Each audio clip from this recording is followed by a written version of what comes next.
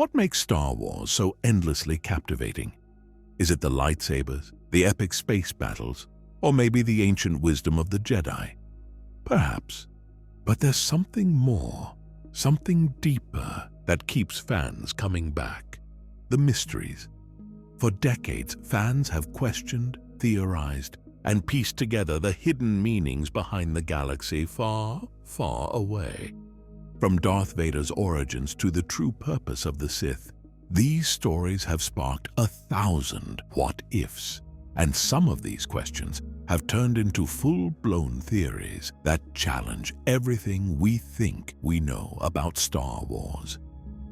We're diving into the most convincing Star Wars theories out there, the ones that make you pause, rethink, and maybe, just maybe, believe they were part of George Lucas's plan all along.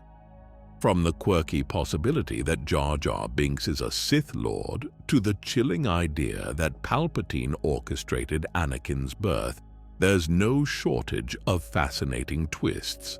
So, whether you're a casual fan or someone who can quote the Jedi Code by heart, sit back as we explore the most convincing, mind-bending Star Wars theories that might just change the way you see the galaxy.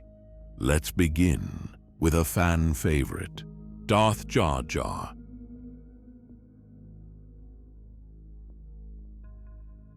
The Darth Jar Jar theory is, without a doubt, one of the most controversial and mind-bending fan theories in the Star Wars universe.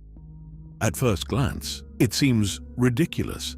Jar Jar Binks, a Sith Lord? It's a hard pill to swallow, but the more you examine the evidence, the more this theory seems to carry some weight. Jar Jar, with his clumsy demeanor and often irritating antics, could very well have been hiding in plain sight as one of the most powerful manipulators in the galaxy. First, let's take a look at his role in the political landscape of the prequel trilogy. Jar Jar is introduced in The Phantom Menace as a bumbling Gungan who finds himself caught up in the larger galactic conflict almost by accident. However, as the story progresses, Jar Jar's influence begins to grow in ways that seem disproportionate to his abilities or experience. In Attack of the Clones, Jar Jar holds a seat in the Galactic Senate, representing Naboo in Padmé Amidala's absence. It's here that he makes the fateful decision to propose granting Supreme Chancellor Palpatine emergency powers, effectively giving him the control he needs to begin dismantling the Republic and forming the Empire. This moment is pivotal. Why would someone as naive and seemingly incompetent as Jar Jar be placed in such a critical role? And more importantly, why would he propose something so significant with little understanding of the consequences? According to the theory, this wasn't a random blunder. It was a calculated move by a Sith Lord operating in the shadows. By influencing the Senate to hand Palpatine supreme authority, Jar Jar effectively sets the stage for the fall of the Republic. Another key point that supports this theory comes from Jar Jar's uncanny ability to survive dangerous situations. In The Phantom Menace, there's a scene where Jar Jar and Obi-Wan are trying to escape from a giant carnivorous fish while traveling underwater. Jar Jar appears to pass out in fear, but moments later, a much larger creature intervenes and attacks their pursuer, allowing the trio to escape. Jar Jar then wakes up, casually smacking his lips as though nothing happened. This scene might seem like harmless comic relief, but some fans believe it hints at something more sinister. Could it be that Jar Jar, rather than being terrified, was actually controlling the events using the Force? The timing of his passing out and the arrival of the second creature feels too convenient to be a coincidence. And then there's the lip-smacking afterward, almost as if Jar Jar is satisfied with the outcome, like he had a hand in it all along. If Jar Jar were indeed a dark force user, manipulating the creatures in the water would fit right in line with Sith abilities. What's more, Jar Jar's physicality throughout the prequels defies logic for someone of his supposed skill level. He's clumsy, constantly tripping over things, and yet he survives nearly every dangerous encounter he faces, often coming out completely unscathed. During the Battle of Naboo, Jar Jar is thrust into combat with the Gungan Grand Army, where he fumbles his way through the battlefield in a manner that should have gotten him killed. Instead, his mistakes end up playing a crucial role in defeating the battle droids. He accidentally activates bombs and disrupts enemy ranks, all while remaining unharmed. What if these were not accidents? What if Jar Jar was using the Force to subconsciously control the events around him, masking his abilities behind a facade of incompetence? In this context, his survival becomes less about luck and more about deliberate manipulation.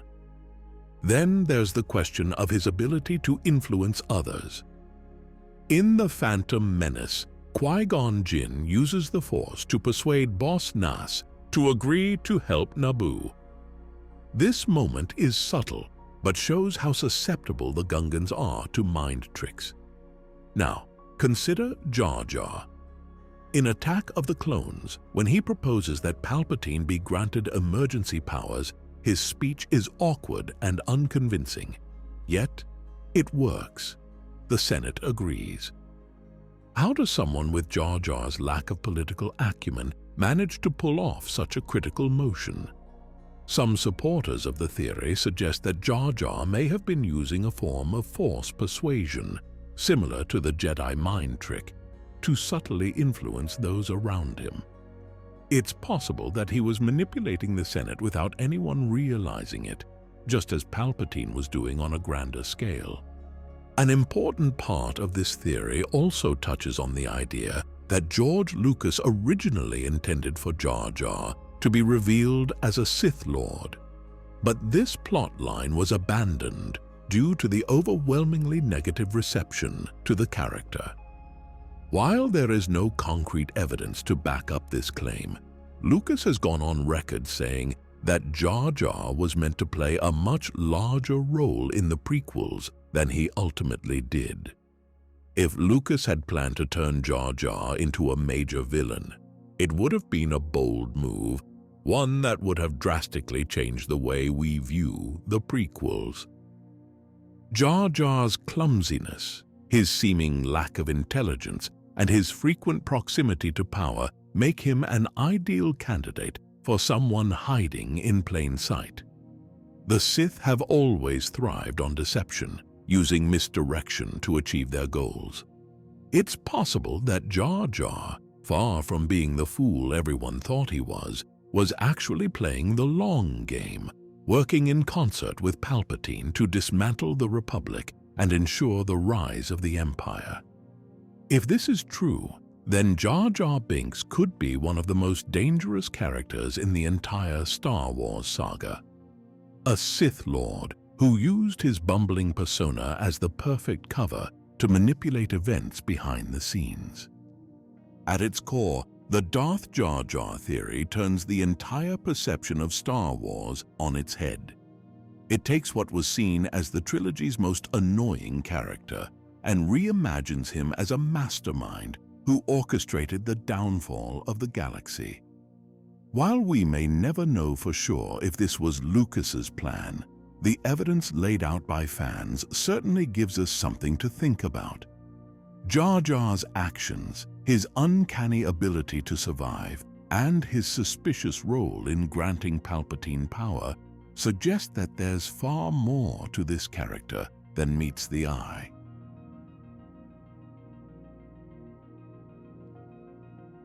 The theory that Emperor Palpatine created Anakin Skywalker is one of the more chilling ideas to emerge from the Star Wars saga.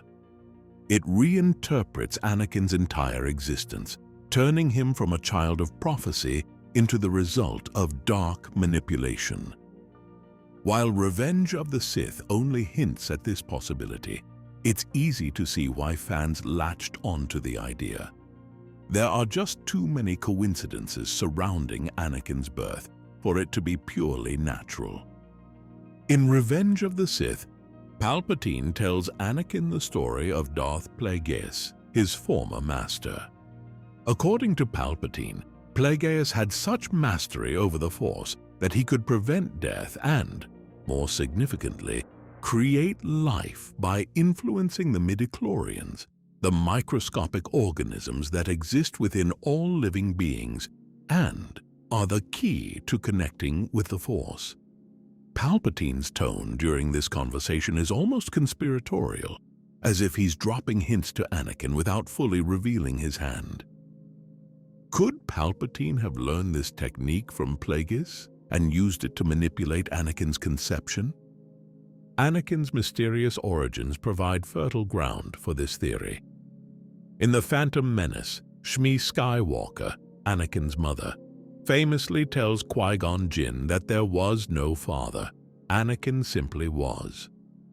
This miraculous birth has long been seen as a sign that Anakin was destined to fulfill the ancient Jedi prophecy of the Chosen One, the one who would bring balance to the Force. But what if this wasn't a random occurrence? What if Anakin's conception wasn't the will of the Force, but the deliberate creation of a Sith Lord? The theory suggests that Palpatine, perhaps even before Anakin was born, manipulated the midichlorians within Shmi's body to create life, specifically with the goal of birthing a powerful Force-sensitive being who could one day become his apprentice.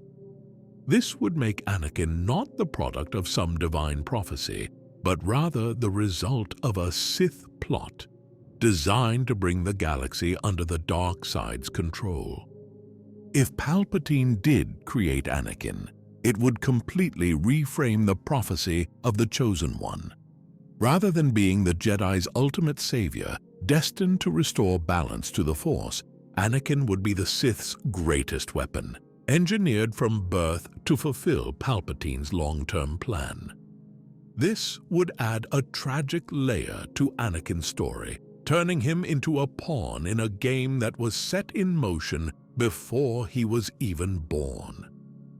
There are several moments in the prequels that, when viewed through the lens of this theory, seem to support the idea that Palpatine had a direct hand in Anakin's creation. Palpatine's obsessive interest in Anakin is one of them. From the moment we meet Palpatine in The Phantom Menace, he takes a special interest in the young boy, almost as if he's been watching Anakin for years.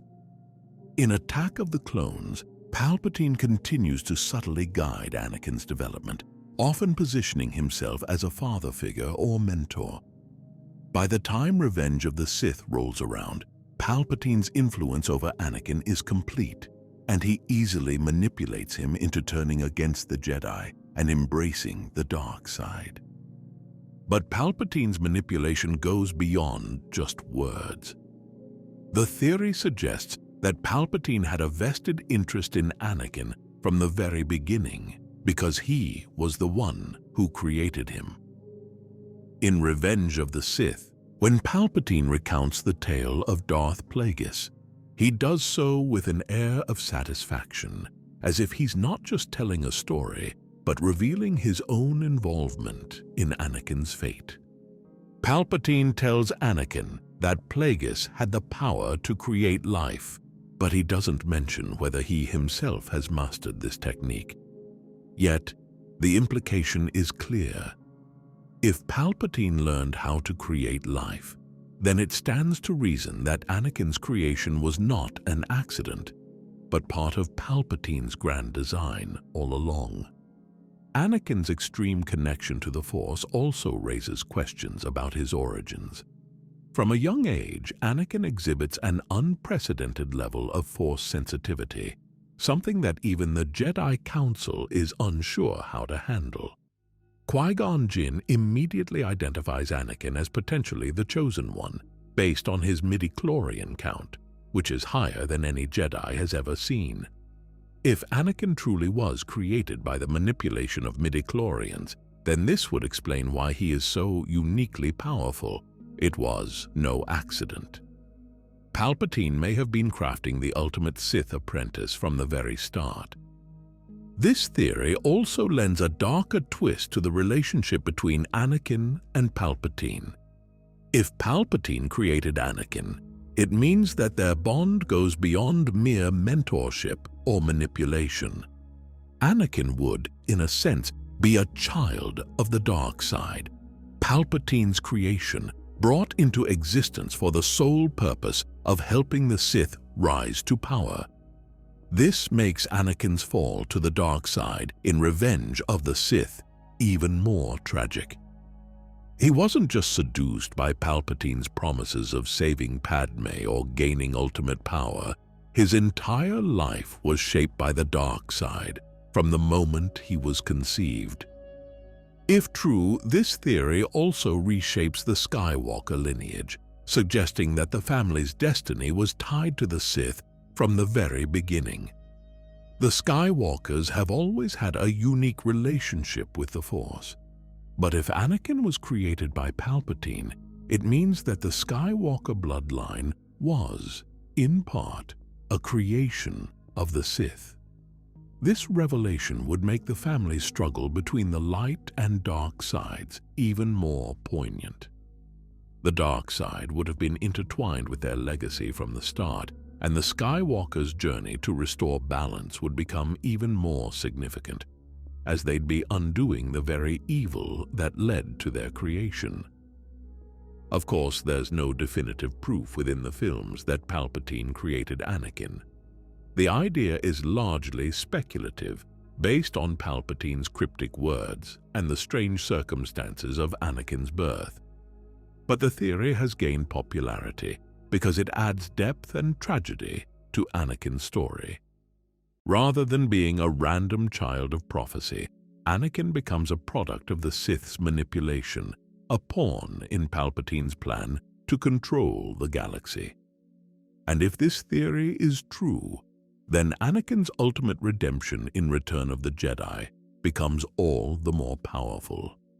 By turning against Palpatine and destroying him, Anakin would not only be fulfilling the prophecy of the Chosen One, but also breaking free from the dark forces that shaped his entire existence.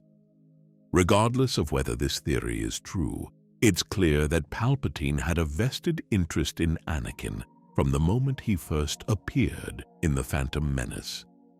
His manipulations throughout the prequels show that he always intended for Anakin to join him in the dark side. Whether Palpatine orchestrated Anakin's birth or simply saw him as a tool to be used, his influence over Anakin's life cannot be overstated. Anakin's fall and eventual redemption are key to the Star Wars saga, and this theory only deepens the tragedy of his character arc.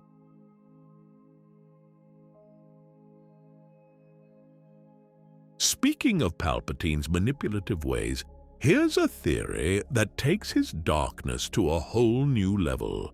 The idea that he was directly responsible for Padmé Amidala's death, using her life force to fuel Anakin's transformation into Darth Vader. If true, it makes Palpatine not only the architect of Anakin's turn to the dark side, but also the driving force behind the tragic end of Anakin's greatest love. In Revenge of the Sith, Padmé's death comes suddenly and mysteriously. She's in perfect health right up until she gives birth to Luke and Leia, yet the medical droids say she's lost the will to live. Really? A fierce senator, a warrior of peace, a woman who's carried twins through the collapse of a galaxy, just gives up? For many fans, this explanation always felt a little off. How could someone as strong as Padmé simply fade away, especially when she has two newborns to live for? Enter the theory that Palpatine, the master of all things dark and twisted, played a direct role in her death. This theory suggests that Palpatine, in his final push to transform Anakin into Darth Vader, drained Padmé's life force and transferred it to Anakin during his resurrection as Vader. It would be the ultimate act of dark side manipulation, one that ties Padmé's death directly to Anakin's rebirth as Vader, binding the two together in a sickening display of power. Let's break this down. As Anakin lies broken and burning on the lava banks of Mustafar, Palpatine arrives just in time to save him. We see Anakin's charred body being rushed to Coruscant, where Palpatine oversees the painful transformation that will turn him into Darth Vader. The timing here is important. As Anakin's body is being reconstructed and kept alive, Padmé is simultaneously losing her own battle for survival. It's almost as if her life is being siphoned away to sustain him, keeping him alive just long enough to become Palpatine's new weapon. Palpatine's mastery of dark force techniques makes this theory plausible. Throughout the saga, we see hints of Sith powers that involve draining life energies, such as Darth Nihilus in the expanded universe, who could literally consume life force to sustain himself. Palpatine's story about Darth Plagueis in Revenge of the Sith also touches on similar abilities, suggesting that the dark side can manipulate life and death itself. It's not a stretch to believe that Palpatine, desperate to save his most powerful apprentice, would be willing to sacrifice Padmé to ensure Vader's survival. The implications of this theory are both fascinating and tragic. If Palpatine did drain Padmé's life force to keep Anakin alive, it would mean that her death wasn't a consequence of Anakin's heartbreak, but rather a calculated act by the dark side. Padmé's final moments would be more than just a loss of will. They would be the final piece in Palpatine's puzzle, turning Anakin's love into a tool of the Sith. It adds another layer of manipulation to Palpatine's character, showing that he wasn't just interested in corrupting Anakin's mind, but was willing to go to horrific lengths to solidify his hold over him. This theory also changes the nature of Anakin's transformation into Vader. If Padmé's life force was truly drained to fuel his survival, then Anakin's rebirth as Vader becomes even more monstrous. Not only does he lose the love of his life, but his own survival is directly linked to her death, making him both the victim and the cause of her demise. It's the ultimate dark side irony. Anakin's desperate quest to save Padmé ends with him unknowingly taking her life. In addition to the timing of Padmé's death, there are a few more details in the film that fans often point to as evidence of this theory. For instance, when Palpatine tells Anakin that Padmé is dead, he seems to take a certain pleasure in Anakin's reaction. It's almost as if he's testing how far he can push Anakin's pain, seeing if it will deepen his bond to the dark side. The idea that Palpatine could have orchestrated Padmé's death adds an even darker twist to this scene. Not only would Palpatine be manipulating Anakin's emotions, but he would also be confirming his ultimate victory.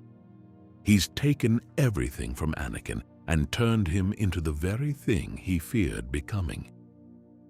The idea that Palpatine would go to such extremes isn't far-fetched. Throughout the prequels, we see Palpatine's willingness to do whatever it takes to achieve his goals, whether it's starting a galaxy-wide war or orchestrating the massacre of the Jedi Order. Draining Padmé's life force to sustain Vader would be perfectly in line with his ruthless nature.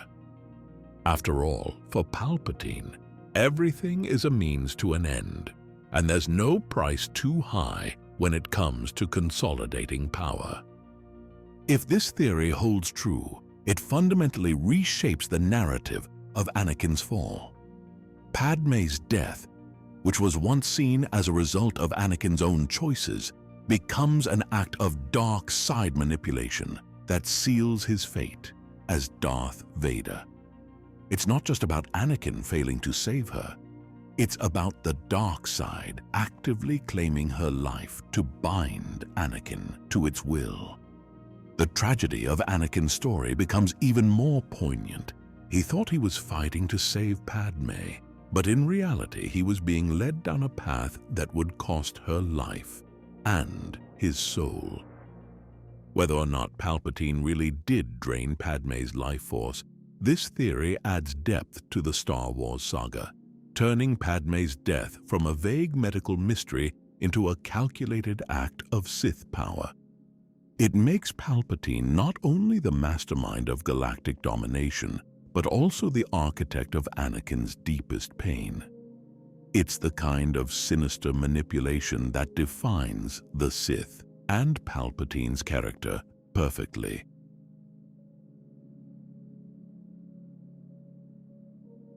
And since we're already on Mustafar, let's talk about one of the most gut-wrenching moments in the Star Wars saga, Obi-Wan Kenobi's decision to leave Anakin Skywalker alive. You'd think that after such an intense duel, Obi-Wan would make sure the job was done. But instead, he walks away, leaving Anakin to suffer, burning, broken, but still alive. Why? Was it just mercy, or was there something more at play? The theory here is that Obi-Wan's decision was actually influenced by the ancient prophecy of the Chosen One. It wasn't just about his inability to deliver the killing blow to a former friend. It was about Obi-Wan's belief that Anakin still had a greater destiny to fulfill. Despite the horror of what Anakin had become, Obi-Wan may have sensed that Anakin's ultimate role in bringing balance to the Force was not yet over. This is an act that reveals not only Obi-Wan's enduring hope, but also the deep layers of his connection to the Force and his belief in the prophecy. From the beginning of the prequels, the prophecy of the Chosen One looms large. Qui-Gon Jinn, who discovered Anakin and insisted on his training, was convinced that Anakin was meant to bring balance to the Force. This belief was passed on to Obi-Wan, who, while skeptical at first, eventually embraced the idea that Anakin had a special destiny. Even as Anakin fell deeper into the dark side, Obi-Wan's faith in the prophecy never completely wavered. So when faced with the decision to end Anakin's life or leave him to fate, Obi-Wan may have chosen the latter, trusting that the Force had a plan that went beyond this moment. The moment itself is heartbreaking. Obi-Wan's voice breaks as he tells Anakin, "You were my brother, Anakin. I loved you." And yet, despite the pain and betrayal, Obi-Wan doesn't deliver the final blow. He simply watches as Anakin is consumed by the flames of Mustafar. Could this be because Obi-Wan sensed that killing Anakin would destroy the very balance they were meant to achieve? If Anakin was indeed the Chosen One, then his death would mean the end of that prophecy and possibly the end of hope for the galaxy. By sparing Anakin's life, Obi-Wan might have been holding on to a sliver of faith. He may have hoped that Anakin could still find redemption, an idea that isn't as crazy as it sounds. After all, the prophecy never explicitly states how balance would be brought to the Force. It simply says that the Chosen One will do it. Anakin's eventual redemption in Return of the Jedi suggests that this was indeed his destiny all along. It wasn't about him remaining a Jedi. It was about his journey through both the light and dark sides of the Force, ultimately leading to the defeat of Emperor Palpatine. So, in a twisted way, Obi-Wan's decision to leave Anakin alive may have been the very thing that allowed the prophecy to be fulfilled. This theory also redefines the nature of the duel between Obi-Wan and Anakin. Instead of seeing it as a tragic end to their friendship, we can view it as a necessary turning point in the prophecy's arc. Obi-Wan's decision wasn't just about letting go of Anakin, it was about accepting the larger will of the Force. Obi-Wan's faith in the prophecy may have been strong enough to overcome his personal pain, guiding him to leave Anakin alive despite the horrors he had committed. It's a testament to Obi-Wan's character, showing that even in his darkest hour, he was still a true Jedi, guided by the Force rather than personal vengeance. If we accept this theory, it adds a profound layer to Obi-Wan's later years.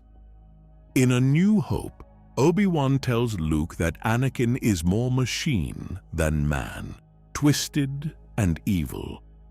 It sounds harsh, but it could also be the words of someone who believes that redemption is still possible. Obi-Wan's willingness to train Luke and prepare him to face Vader suggests that he never truly gave up hope. He may have seen Luke as the key to fulfilling the prophecy, the catalyst that would finally bring Anakin back to the light. And let's not forget Obi-Wan's own connection to the Force. Throughout the saga, he is portrayed as one of the most faithful adherents to the Jedi Code and the will of the Force. He repeatedly demonstrates a deep understanding of the Force's will, from his training under Qui-Gon to his self-sacrifice on the Death Star. In leaving Anakin alive, Obi-Wan may have been acting not just on emotion, but on a profound sense of duty to the prophecy. He wasn't abandoning Anakin. He was leaving him to fulfill his destiny, whatever that might be. If this theory holds, it not only explains Obi-Wan's actions on Mustafar, but also reshapes his entire relationship with Anakin. It suggests that Obi-Wan wasn't just a heartbroken mentor. He was a true believer in the prophecy, trusting that the Force would find a way to restore balance. It adds a tragic layer to his decision, showing that even as he walked away from Anakin, he was still holding on to hope. Ultimately, Obi-Wan's decision on Mustafar becomes more than just a personal choice. It becomes a defining moment in the larger story of the Chosen One. By leaving Anakin alive, Obi-Wan kept the prophecy alive as well, allowing the Force to continue its mysterious, often painful path toward balance.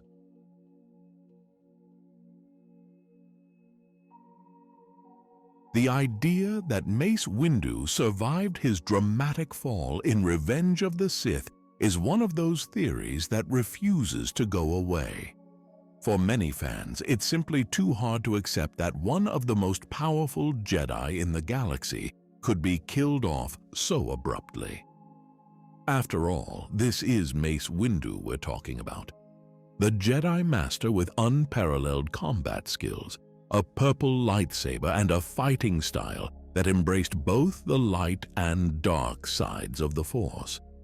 So, could he have survived that fall? The theory certainly makes a compelling case. Let's set the scene. It's the fateful night of Order 66. Windu, along with 3 other Jedi Masters, confronts Palpatine in his office, intending to arrest him. The confrontation quickly escalates into an intense duel, and one by one, the other Jedi Masters are struck down, leaving only Mace. Windu proves to be more than a match for the Sith Lord, and for a moment, it looks like he might actually win. But then Anakin intervenes, severing Windu's hand and allowing Palpatine to unleash a barrage of Force lightning that sends Windu hurtling out of the window, seemingly to his death. But here's where things get interesting. While it certainly looks fatal, there's a lot about this scene that suggests Windu could have survived. First of all, we've seen Jedi survive far worse. Luke Skywalker survived a similar fall in The Empire Strikes Back, using the Force to slow his descent and eventually land safely. Palpatine himself takes a plunge down the Death Star's reactor shaft in Return of the Jedi, only to return in the sequel trilogy. Even Darth Maul, who was literally cut in half by Obi-Wan Kenobi, survived to fight another day. So, why wouldn't Mace, one of the most powerful Jedi of his era, have the ability to survive a fall? Mace Windu wasn't just any Jedi, he was a master of Vapad, a lightsaber form that channels both light and dark side energies. Vapad's unique nature gave Windu a combat edge over most opponents, including Sith Lords like Palpatine. Given his deep connection to the Force, it's entirely plausible that Windu could have used the Force to cushion his fall, slow his momentum, or even guide himself to a safer landing. The idea of Windu surviving his fall aligns perfectly with his established mastery of both physical and Force-based skills. And then there's the matter of his willpower. Windu was not only one of the strongest fighters in the Jedi Order, but he was also one of the most determined. He was a Jedi who didn't back down easily, as evidenced by his unwavering stance against Palpatine during their duel. If anyone had the sheer will to survive such an event, it would be Windu.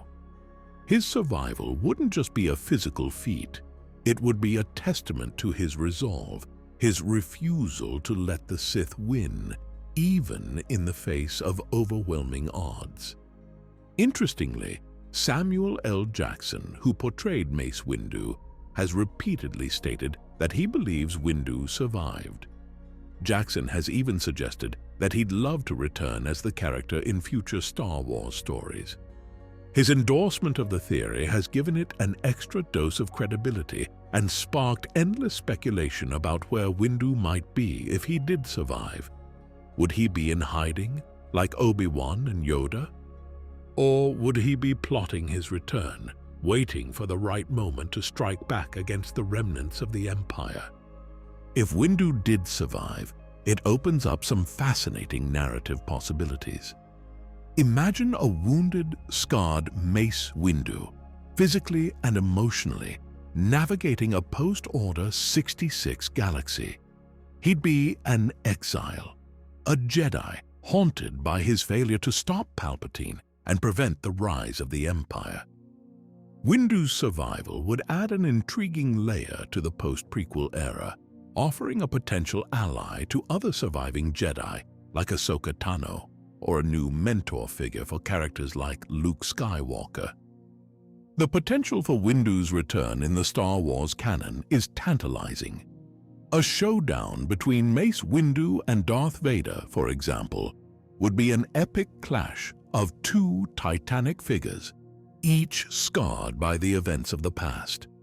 Windu would be driven by a desire for redemption and a need to correct his mistakes, while Vader would be the embodiment of the dark path Windu had tried so hard to prevent. It's a confrontation that could carry immense emotional weight, not just for the characters, but for fans as well. Windu's survival would also force us to reconsider his role in the Jedi Order and his relationship with Anakin. Windu was one of the few Jedi who consistently distrusted Anakin, warning others of his unpredictability and potential for darkness. His final words to Anakin before being betrayed, "He's too dangerous to be left alive," carry a bitter irony if Windu were to live, as he'd be facing the consequences of that very decision. Would Windu still cling to his old ways, rigid in his interpretation of the Jedi Code, or would his exile soften him, leading to a new understanding of the Force and its balance? Of course, the theory that Mace Windu survived is not without its challenges. For one, we've never seen any hint of Windu's existence in the original trilogy. The sequel trilogy, or even in the animated series like Rebels or the Clone Wars. If he did survive, he's remained extraordinarily well hidden, even more so than other surviving Jedi like Obi-Wan or Yoda. But it's possible that Windu, recognizing the depth of the Empire's reach, chose to disappear entirely, biding his time in isolation until he believed he could make a meaningful impact. The timing of his return could also be significant. If Windu emerged during the era of the Galactic Civil War, he could play a crucial role in supporting the Rebel Alliance, offering a more experienced perspective on fighting the Empire. Alternatively, if he survived into the era of the New Republic, he could become a mentor figure to Luke, providing valuable insights into the mistakes of the old Jedi Order and helping to shape the future of the Jedi.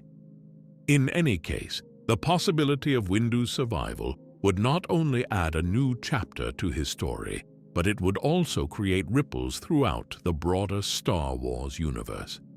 His return could challenge both the Empire's resurgence and the Jedi's attempt to rebuild, providing a more complex narrative where past mistakes continue to haunt the galaxy's present. Mace Windu's character was defined by his strength, his honor, and his unwavering commitment to justice. If he survived, it wouldn't just be about bringing back a fan-favorite character. It would be about exploring themes of redemption, failure, and resilience in the face of darkness. Windu's survival wouldn't undo the tragedy of his fall. It would amplify it, giving him a chance to correct the course of the galaxy while confronting the limits of his own beliefs. For fans, the idea of Mace Windu still being out there, scarred but unbroken, adds a layer of hope to the bleakness of the Jedi's fall. It suggests that even in the darkest moments, there's a spark of survival, a chance for redemption, and a lingering hope that the fight isn't truly over.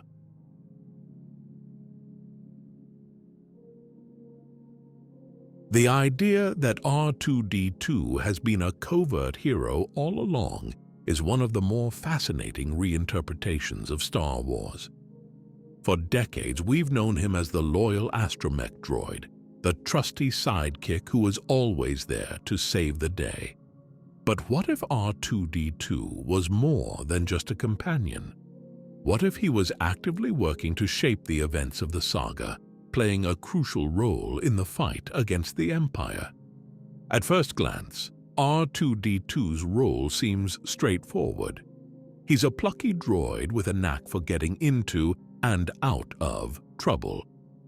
But when you take a closer look, R2's actions often go beyond what you'd expect from a mere droid. He's present at nearly every major turning point in the series, from the prequels to the original trilogy, and he always seems to be one step ahead, subtly guiding events and nudging characters toward critical decisions. Let's start with the Phantom Menace. R2's introduction is no small moment. He's part of Queen Amidala's royal starship crew, and he's the only astromech to survive the ship's desperate run through a Trade Federation blockade. This alone suggests that R2 is no ordinary droid. While other droids are quickly blasted away, R2 somehow manages to repair the ship's shields under heavy fire, ensuring the ship's escape and setting the stage for Anakin's journey to become a Jedi. From the very beginning, R2 seems to have a knack for being in the right place at the right time. But the real meat of this theory comes during Revenge of the Sith. Throughout the film, R2-D2 showcases an almost uncanny level of strategic thinking. Whether it's using his various tools to sabotage battle droids, providing cover for Anakin and Obi-Wan, or hacking into critical systems with ease, R2's quick thinking repeatedly saves the day. In one scene, When Anakin and Obi-Wan infiltrate General Grievous's ship to rescue Palpatine, it's R2 who initiates the diversion that allows them to continue their mission. His actions seem almost too deliberate, as if he understands the gravity of the situation and is actively working to steer the Jedi towards success. One of the biggest clues supporting this theory is R2-D2's memory, or rather, his lack of a memory wipe. Unlike C-3PO, whose memory is wiped at the end of Revenge of the Sith, R2's memory remains intact throughout the saga. This means that R2 carries all the knowledge and experiences from the Clone Wars right into the events of the original trilogy. He knows who Anakin Skywalker is, he understands the history of the Jedi, and he's fully aware of the Empire's rise to power. With this continuity of memory, R2-D2 isn't just a passive observer. He's a character who retains critical information and can make decisions based on the entire history of the conflict. This raises an intriguing possibility. Could R2-D2 have been a covert hero from the very beginning? It's certainly possible.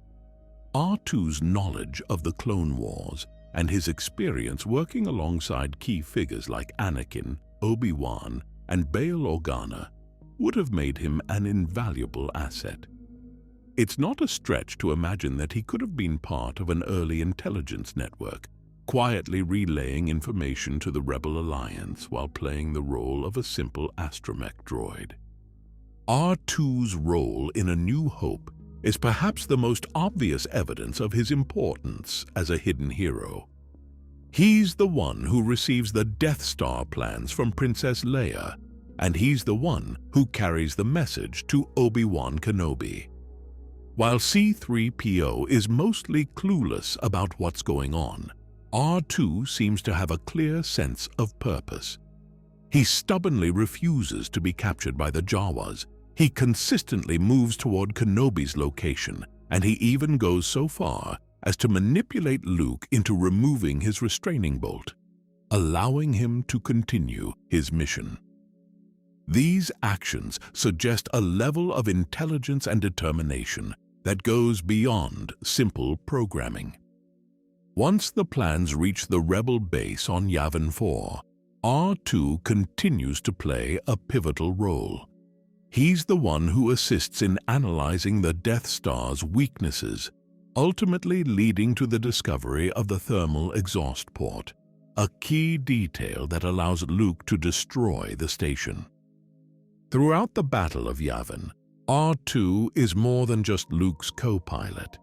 He's actively involved in keeping the X-Wing operational, making sure that Luke has the best possible chance of success. It's almost as if R2 is fulfilling a mission he's been working toward for years. The idea that R2-D2 is a hidden hero reframes many of his actions throughout the original trilogy. In The Empire Strikes Back, R2's quick thinking once again proves crucial, whether it's repairing the hyperdrive on the Millennium Falcon or providing critical support to Luke on Dagobah. And in Return of the Jedi, R2 is part of the mission to rescue Han Solo from Jabba the Hutt. He's the one who carries Luke's lightsaber, cleverly concealing it until the right moment. R2's strategic placement during the battle on the sail barge suggests that he was not only part of the plan, but actively orchestrating parts of it. What makes this theory particularly compelling is the nature of R2-D2's autonomy.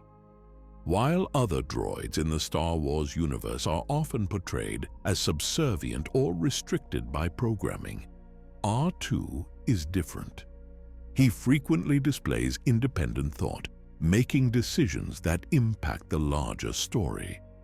His ability to bypass Imperial systems, access restricted data, and communicate directly with key rebel leaders further supports the idea that he's more than just a regular astromech droid. R2's relationship with key characters also adds weight to this theory. He's trusted implicitly by figures like Leia, Luke, and even Obi-Wan, who treats R2 as more than just a tool. There's a sense that R2 is part of the inner circle, privy to secrets and strategies that would be essential for a covert hero. Unlike C-3PO, who is often left in the dark, R2 seems to know more than he lets on, consistently providing vital assistance at critical moments. If we accept the idea that R2-D2 was a covert hero all along, it adds a layer of depth to the Star Wars saga. It means that one of the most unassuming characters in the series was, in fact, one of its greatest heroes. R2's actions weren't just random acts of bravery. They were part of a larger, ongoing effort to defeat the Empire. It explains why R2 is always in the thick of things, whether it's delivering crucial messages, disabling enemy defenses, or guiding the heroes toward their next objective. But what would this mean for the broader story? If R2-D2 was truly a hidden hero, it would make him one of the most significant unsung champions of the saga, an ally who not only supported the main characters, but actively shaped the course of galactic history. It also reframes the way we view the droid's relationship with the Skywalker family. R2 wasn't just a loyal companion. He was a silent guardian, working tirelessly to ensure the downfall of the Sith and the victory of the rebellion. In the end, whether or not R2-D2 was a covert hero, the theory highlights just how important he was to the Star Wars saga. From the Clone Wars to the Galactic Civil War, R2's presence at nearly every major event suggests a level of involvement that goes beyond mere coincidence. He's not just a sidekick. He's a key player, an agent of hope, and perhaps the most underestimated hero of them all.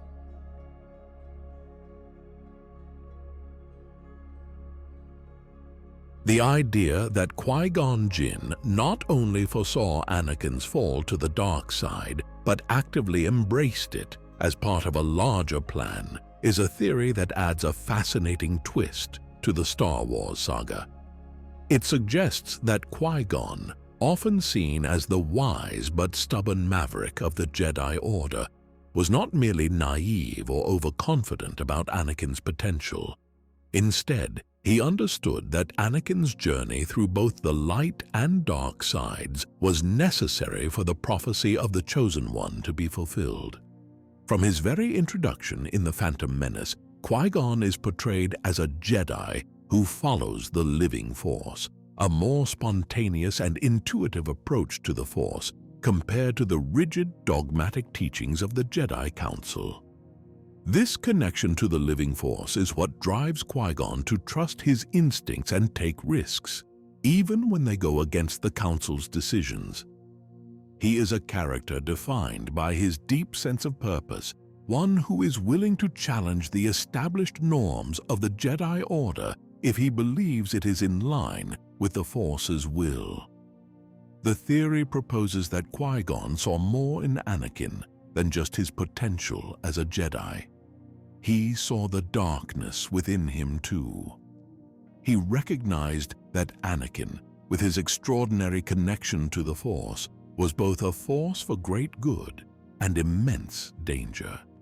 But rather than fearing Anakin's darkness, Qui-Gon believed that it was part of the balance that the prophecy spoke of. He understood that the Force wasn't just about light and purity. It was about harmony between light and dark. In this context, Anakin's fall wasn't a deviation from the prophecy, but rather an integral part of it. One of the strongest supporting points for this theory is Qui-Gon's insistence on training Anakin, even after the Jedi Council voices serious concerns. From the moment he meets Anakin on Tatooine, Qui-Gon is certain that the boy is the Chosen One, destined to bring balance to the Force. He even stakes his own credibility on this belief, defying the Council's decision to reject Anakin's training and taking matters into his own hands. Qui-Gon's determination is not just a matter of personal conviction, it's a clear indication that he sees something in Anakin that others do not. Could it be that Qui-Gon's intuition told him that Anakin's path, dark as it might become, was necessary for the Force to reach true equilibrium? This perspective changes how we interpret Qui-Gon's final moments in The Phantom Menace. As he lies dying at the hands of Darth Maul, his last request to Obi-Wan is to train Anakin. This isn't a casual wish. It's a dying man's plea, one made with a sense of urgency and purpose. If Qui-Gon truly believed that Anakin's fall was a step toward ultimate balance, then his insistence on Anakin's training takes on a tragic yet strategic tone. Qui-Gon wasn't just trying to honor the prophecy, he was trying to set in motion a series of events that would fulfill it, even if it meant the rise of Darth Vader. Qui-Gon's unorthodox approach to the Force also suggests that he might have been more open to the idea of balance involving both the light and dark sides. Unlike the Jedi Council, which viewed the dark side as something to be avoided and suppressed, Qui-Gon might have seen it as an inevitable part of the Force's natural balance. He wasn't blinded by the dogma of the Jedi Order, which is why he was willing to take the risk of training Anakin, despite the darkness he sensed within him. If we accept this theory, it turns Qui-Gon from a character who made a fatal error into a master strategist who understood the bigger picture. Rather than being a victim of Anakin's eventual betrayal, Qui-Gon becomes a Jedi who saw beyond the immediate consequences and recognized that the fall of the Jedi and the rise of the Sith were necessary parts of the Force's cycle. His actions weren't just about saving the galaxy in the short term, they were about bringing it to a place where balance could finally be achieved, even if it meant enduring a period of darkness first. This theory also changes how we view Anakin's journey. Instead of being a tragic tale of potential loss to the dark side, Anakin's story becomes one of necessary transformation. It suggests that Anakin's turn to Darth Vader was part of a grander plan, one that would ultimately lead to his redemption and the fulfillment of the prophecy. By embracing both the light and dark aspects of the Force, Anakin becomes the embodiment of balance, a process that could only happen after experiencing the full spectrum of the Force's power. If Qui-Gon had indeed foreseen this path for Anakin, it would explain his willingness to defy the Jedi Council so fiercely.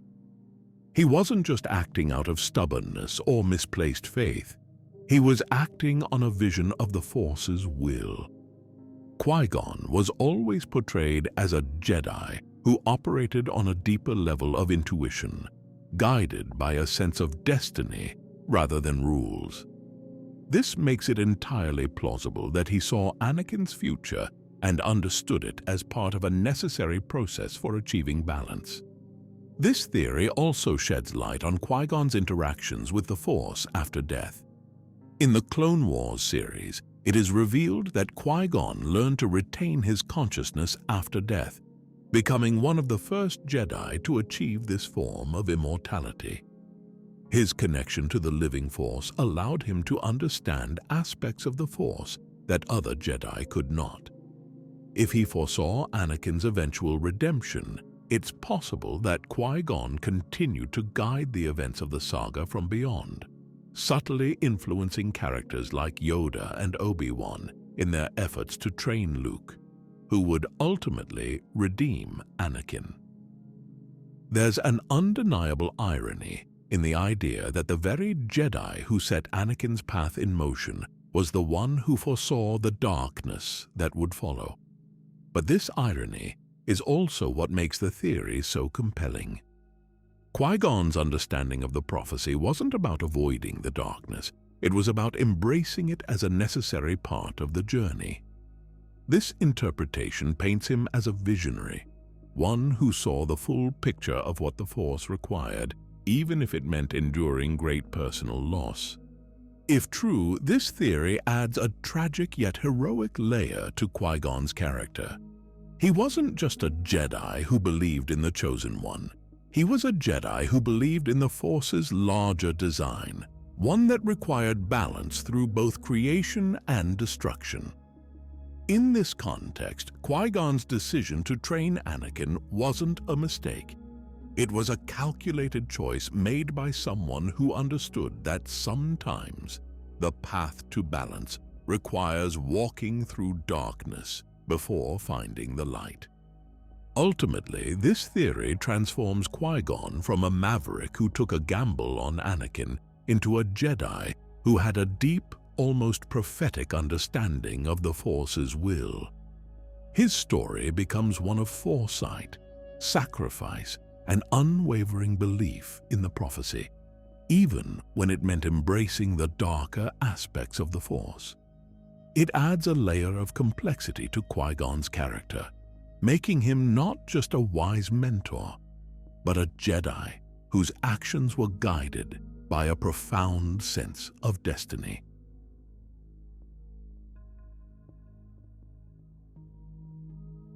The theory that Count Dooku believed himself to be the Chosen One is a fascinating reinterpretation of his character. It adds a layer of complexity to the former Jedi Master's motivations, suggesting that his shift to the dark side wasn't just about personal power or revenge against the Jedi. Instead, it becomes the tragic story of a man who truly believed he was fulfilling the prophecy of balance, only to be manipulated by Darth Sidious and fall victim to his own ambitions. Dooku's transformation from Jedi Master to Sith Lord is one of the more intriguing arcs in the Star Wars saga. He starts as a noble idealist, disillusioned with the Jedi Order's complacency and the Republic's corruption. Unlike Anakin, whose turn to the dark side is driven by personal loss and anger, Dooku's fall appears more calculated, even philosophical. He's motivated by a genuine desire to bring about change, albeit through increasingly ruthless means. The idea that Dooku believed he was the Chosen One aligns with this complex portrayal of a man who saw himself as a savior rather than a villain. To understand this theory, we need to look at Dooku's disillusionment with the Jedi Order. As a Jedi, Dooku was not only powerful, but also deeply intelligent, known for his refined demeanor and commitment to justice. However, as the Republic grew more corrupt and the Jedi Order more rigid, Dooku began to question the effectiveness of the Jedi's approach. He came to see the Order as passive, failing to take decisive action against the rising darkness in the galaxy. Dooku's decision to leave the Jedi was driven by a conviction that the Order was no longer capable of restoring balance. The prophecy of the Chosen One foretold someone who would bring balance to the Force. While the Jedi interpreted this as someone who would destroy the Sith, Dooku's perspective was likely more nuanced. He might have believed that balance could only be achieved by dismantling the flawed institutions that allowed corruption and darkness to thrive, including the Jedi Order itself. In this context, Dooku's alliance with Darth Sidious could be seen as a strategic move rather than a moral failure. He wasn't simply seduced by the dark side. He was pursuing what he believed was the necessary path to fulfill his destiny as the Chosen One. One of the most compelling pieces of evidence supporting this theory is Dooku's leadership of the Separatist movement. While the Separatists are often depicted as pawns of the Sith, Dooku's involvement suggests a deeper motivation. He didn't see himself as a servant of Sidious. He saw himself as a revolutionary, leading a movement to overthrow a corrupt republic and, ultimately, restore balance to the galaxy. The fact that Dooku was willing to take on this immense role, despite knowing the risks and moral compromises involved, indicates that he believed his actions were justified. He wasn't simply trying to amass power. He was trying to reshape the galaxy in what he thought was a more balanced image. Dooku's interactions with other characters also hint at his belief in his own destiny. In Attack of the Clones, Dooku tries to convince Obi-Wan Kenobi to join him, revealing that Darth Sidious is controlling the Senate and that the Republic is under the Sith's influence. While this could be dismissed as a ploy to manipulate Obi-Wan, there's an element of sincerity in Dooku's words. He genuinely believes that the Jedi are blind to the truth and that only he has the vision to see what must be done. If Dooku saw himself as the Chosen One, it would make sense that he would try to recruit a powerful Jedi like Obi-Wan to his cause, hoping to unite the light and dark sides in pursuit of balance. The theory also aligns with Dooku's unique fighting style and use of the Force. As a Sith Lord, he still retained a certain elegance and restraint in combat, reflecting his belief in a more balanced approach to power. Unlike other Sith, who are often driven by rage and hatred, Dooku's demeanor remained calm and composed, even when facing opponents like Yoda or Anakin. His mastery of Form 2, or Makashi, a fencing-style lightsaber form, emphasizes precision and control, suggesting that he saw himself as a disciplined warrior, capable of bringing balance through measured action. If Dooku truly believed he was the Chosen One, his fall to the dark side becomes even more tragic. Instead of being a story of simple betrayal, it becomes a story of misguided conviction. Dooku's belief in his own destiny would have made him vulnerable to Sidious's manipulation, as Sidious could have easily exploited Dooku's sense of purpose to serve his own ends. In this light, Dooku's death at the hands of Anakin in Revenge of the Sith is not just the elimination of a rival, but the symbolic transfer of the Chosen One mantle. Dooku, who once believed he was destined to bring balance, is struck down by the true Chosen One, completing the cycle of the prophecy. The idea that Dooku saw himself as the Chosen One also raises questions about the prophecy itself.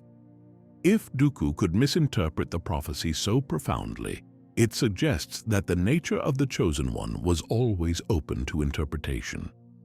The prophecy's ambiguity, combined with the Jedi's rigid interpretation of it, may have contributed to the downfall of both the Jedi and the Sith. Dooku's story, then, becomes a cautionary tale about the dangers of hubris and the limitations of trying to impose one's own vision of balance on the galaxy. Despite the intriguing nature of this theory, it doesn't have the far-reaching implications of other theories, such as the idea that Palpatine created Anakin, or that Qui-Gon foresaw Anakin's fall. Dooku's belief in himself as the Chosen One doesn't fundamentally change the trajectory of the saga. Rather, it adds depth to Dooku's motivations and gives us a more nuanced understanding of his character. It suggests that Dooku's journey was not just about power, but about a genuine, albeit misguided belief in his role as the galaxy's savior. However, this theory does help explain Dooku's actions throughout the prequels. It portrays him as a character driven by destiny rather than simple ambition. It also highlights the tragedy of his fall. Dooku wasn't a villain in the traditional sense. He was a man who believed he was the hero of his own story. This makes his defeat at the hands of Anakin, the true Chosen One, even more poignant. Dooku's death becomes the moment when his mistaken belief in his own destiny is shattered. and the prophecy is set back on its intended course. If true, this theory adds a layer of complexity to Dooku's relationship with both the Jedi and the Sith. He wasn't just a traitor to the Jedi. He was someone who believed he was fulfilling a higher purpose, even as he embraced the darkness. It also makes Dooku's alliance with Sidious more understandable, not as a betrayal of the Jedi, but as an alliance of convenience meant to bring about what he saw as necessary change. Ultimately, the theory that Dooku believed he was the Chosen One doesn't change the overall narrative of Star Wars, but it does provide a richer context for Dooku's character.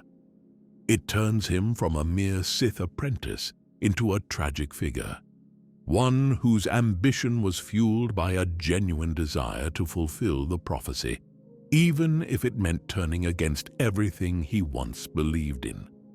It's a story of pride, ambition, and the dangers of misinterpreting destiny, an all-too-human tale set against the epic backdrop of the galaxy's struggle between light and dark.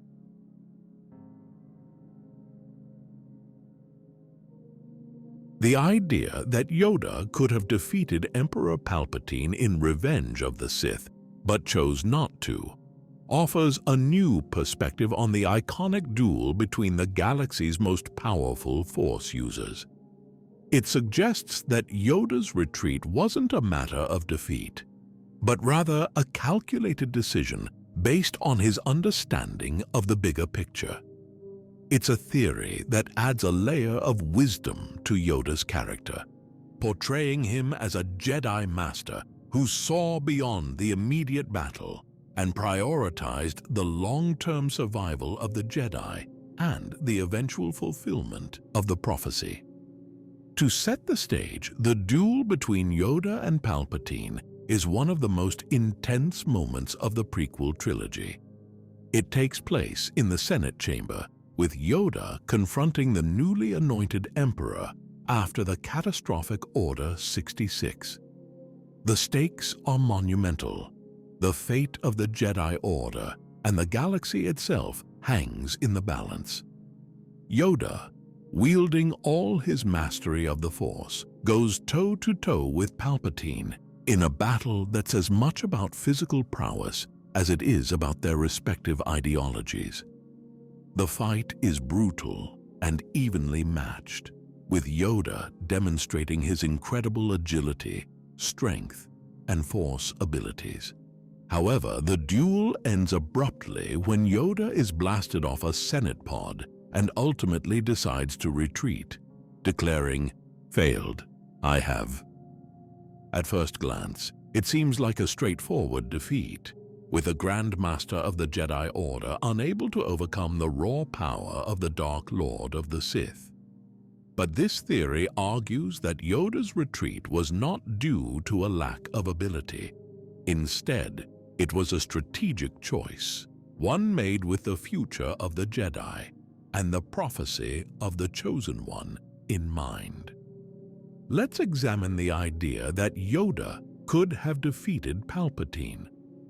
Throughout the saga, Yoda is portrayed as one of the most powerful Jedi to ever live. His mastery of the Force is unparalleled, demonstrated by feats such as lifting an entire X-Wing out of the swamps of Dagobah, deflecting Sith lightning with ease, and taking on formidable Sith lords like Count Dooku. Yoda's skills in lightsaber combat and his profound connection to the Force make it plausible that he could have defeated Palpatine in a one-on-one duel, especially considering how evenly matched they were during their battle in the Senate chamber. During the fight, Yoda even manages to disarm Palpatine temporarily, catching him off guard. This moment indicates that Yoda wasn't just keeping up with the Sith Lord, he was actively pressuring him, forcing Palpatine to rely on his cunning and use the environment to maintain an advantage. The Senate pods, which Palpatine hurls at Yoda, become a symbolic weapon in this duel, representing the corrupt political power that Palpatine wields. Yoda, on the other hand, remains focused on pure Force abilities, attempting to outmaneuver Palpatine despite the odds. The battle shows that Yoda was not overpowered. If anything, he was still very much a formidable opponent. But why then does Yoda choose to retreat? The answer lies in Yoda's understanding of the broader situation. By the time of this duel, the galaxy is already under Palpatine's control. The Jedi Order is in ruins, and Anakin Skywalker has fully embraced the dark side as Darth Vader. Yoda recognizes that even if he were to defeat Palpatine in this moment, it would not be enough to restore balance to the Force or rebuild the Jedi Order. The Empire is already entrenched, and Palpatine's influence extends far beyond the throne room of the Senate. Yoda's strategic mind understands that defeating Palpatine physically wouldn't automatically undo the damage that had been done to the galaxy. Furthermore, Yoda's retreat is also about preserving hope for the future. As the last of the Jedi, Yoda knows that he has a crucial role to play in guiding the next generation. By retreating, he ensures his survival, allowing him to go into exile on Dagobah. From there, Yoda can plan for a future in which the true Chosen One, Anakin Skywalker, might fulfill his destiny. It's a move that aligns with Yoda's long-term thinking. The Grand Master isn't concerned with immediate victories. He's focused on the bigger picture, which includes training Luke Skywalker, the son of Anakin, to bring balance to the Force in a way that Yoda cannot achieve alone. Yoda's decision to flee also aligns with his understanding of the prophecy of the Chosen One. By this point, Yoda knows that the prophecy speaks of a Jedi who will ultimately destroy the Sith and bring balance to the Force. Despite Anakin's fall to the dark side, Yoda may still have believed that Anakin had a role to play in fulfilling the prophecy. In this sense, Yoda's retreat is not an act of surrender, but a strategic withdrawal to ensure that the prophecy can still unfold as intended. By allowing Palpatine to live, Yoda is setting the stage for a future confrontation in which Anakin, as the Chosen One, will have the chance to redeem himself and fulfill his destiny. This interpretation of Yoda's actions adds depth to his character, portraying him as a Jedi who is willing to sacrifice short-term gains for the sake of long-term balance. It also redefines the final moments of the duel. When Yoda declares failed, "I have," he's not just acknowledging his inability to defeat Palpatine in that moment. He's acknowledging the failure of the Jedi Order as a whole, a failure that began long before the duel and one that requires a new approach to overcome. The theory also highlights a key aspect of Yoda's character, his humility. Throughout the saga, Yoda is depicted as a wise and contemplative Jedi, one who understands the limitations of power. His retreat in Revenge of the Sith is not about admitting weakness. It's about acknowledging that brute force alone cannot restore balance to the Force. Yoda's decision to withdraw and bide his time is a testament to his wisdom and his deep connection to the Force, which guides him toward a path of patience and preparation. While this theory doesn't drastically alter the narrative of Star Wars, it does offer a more nuanced understanding of Yoda's actions. It suggests that the outcome of the duel was never solely about Yoda's ability to win. It was about his willingness to recognize that the path to victory required more than just defeating Palpatine. It required preserving the hope for a future where the Force could truly be balanced. Through the redemption of Anakin Skywalker and the rise of Luke, as the new hope for the Jedi. If we accept this theory, it transforms Yoda from a character who simply lost to Palpatine into one who made a conscious choice to prioritize the bigger picture. It adds a layer of strategic foresight to his character, showing that even in his greatest moment of sorrow, Yoda was still thinking several steps ahead. His retreat wasn't a sign of defeat. It was a sign of his deep understanding of the Force's will and his unwavering commitment to the prophecy. Ultimately, this theory adds to Yoda's already complex character arc, reinforcing his role as the wise elder who knows when to fight and when to step back. It doesn't change the overall narrative of Star Wars, but it deepens our appreciation of Yoda's choices and the sacrifices he made for the sake of balance. Yoda's decision in Revenge of the Sith becomes a moment of wisdom rather than failure, a strategic move that ensures the survival of the Jedi's legacy and the eventual fulfillment of the prophecy.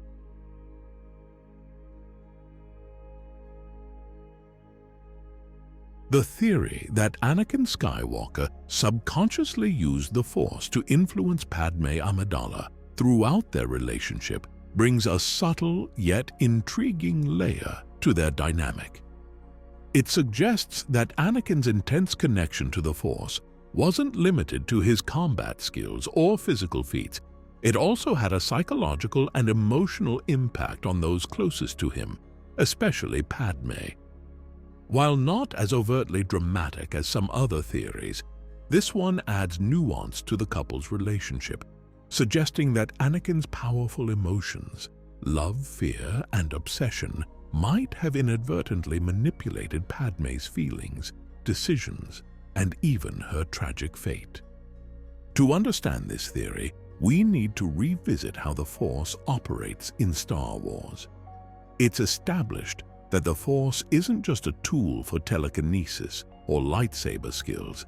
It's a mystical energy that binds all living things together, connecting their minds, emotions, and destinies. Those who are strong in the Force can influence others' thoughts and feelings, intentionally or not. In fact, the Jedi often warn against the dangers of emotional attachment precisely because it can lead to unintended manipulations through the Force. Anakin, as we know, is one of the most powerful Force users in the galaxy, but he's also one of the least disciplined. Unlike the Jedi Masters who have learned to suppress or control their emotions, Anakin wears his heart on his sleeve. He is driven by passion, fear, and a desperate need for control. Traits that not only make him susceptible to the dark side, but also create the potential for subconscious Force use. This theory posits that Anakin's intense love for Padmé, combined with his immense Force sensitivity, could have manifested in subtle, involuntary manipulations of her emotions. Let's start at the beginning of their relationship in The Phantom Menace. Anakin, just a child at the time, instantly develops an attachment to Padmé. Though it seems innocent at first, the seeds of this attachment are rooted in his overwhelming need for security and connection.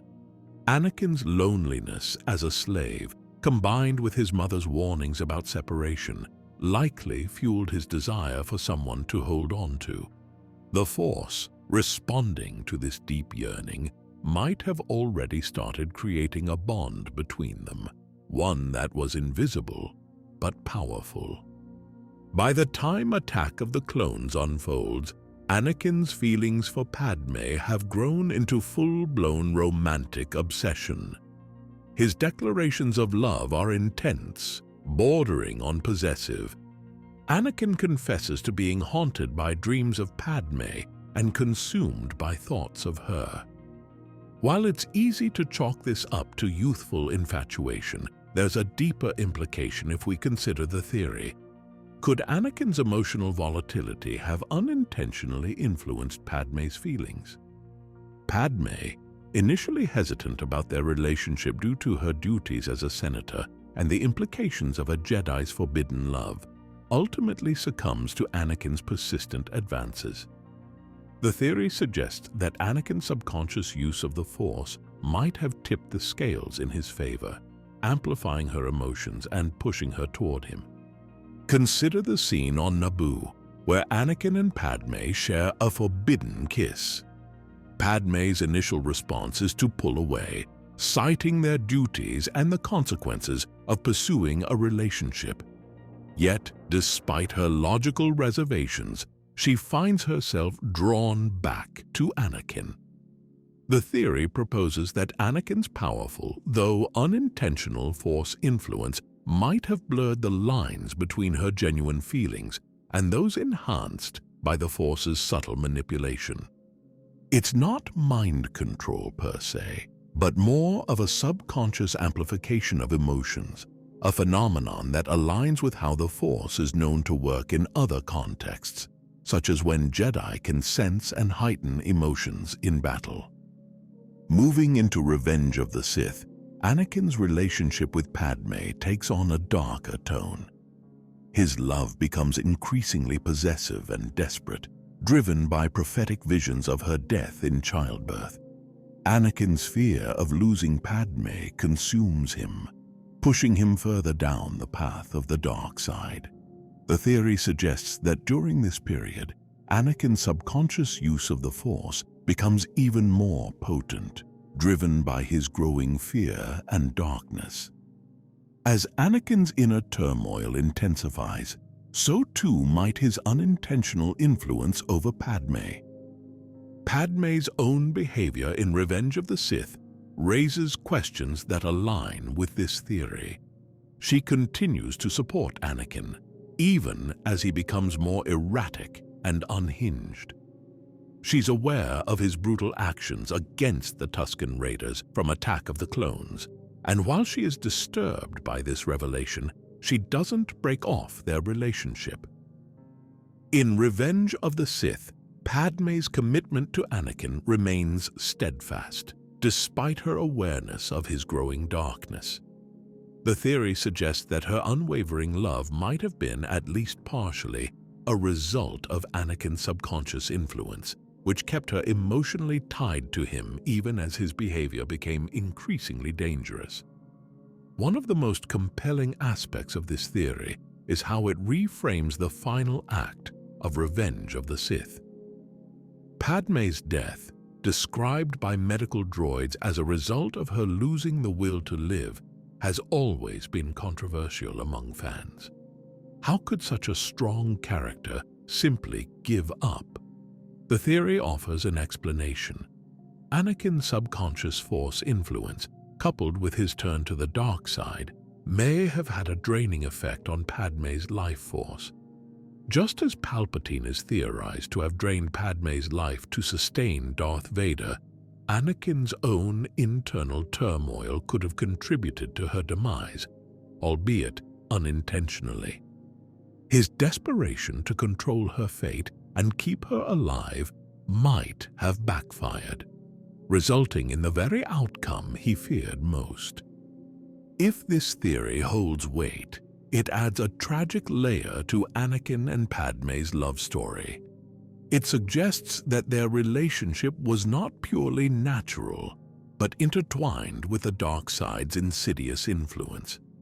Anakin's love for Padmé, while genuine, was tainted by his inability to control his emotions and his subconscious use of the Force. Padmé's love, in turn, becomes more complicated.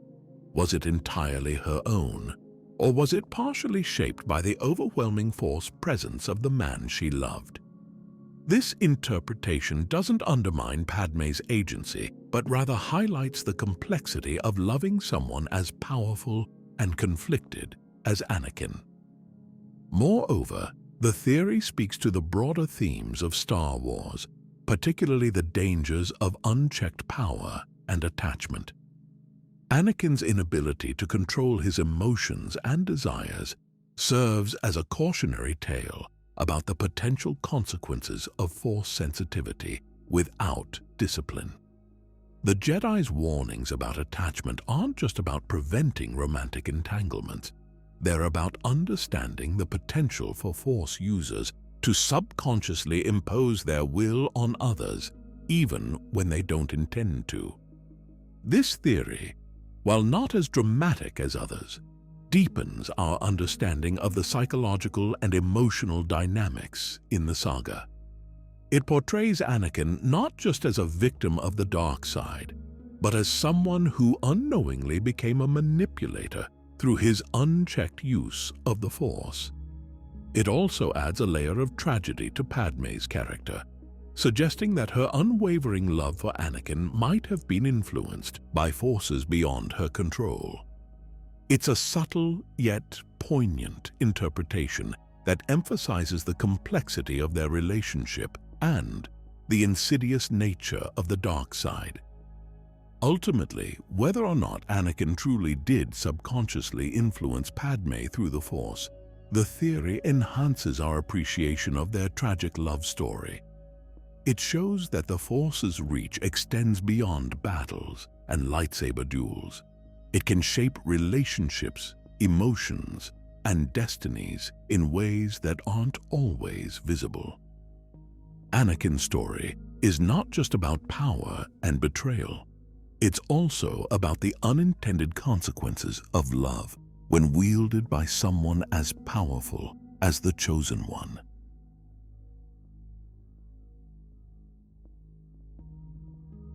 The theory that the Sith cult created the rule of two not just to consolidate power, but to prevent the dark side from destroying itself, offers a practical interpretation of Sith philosophy.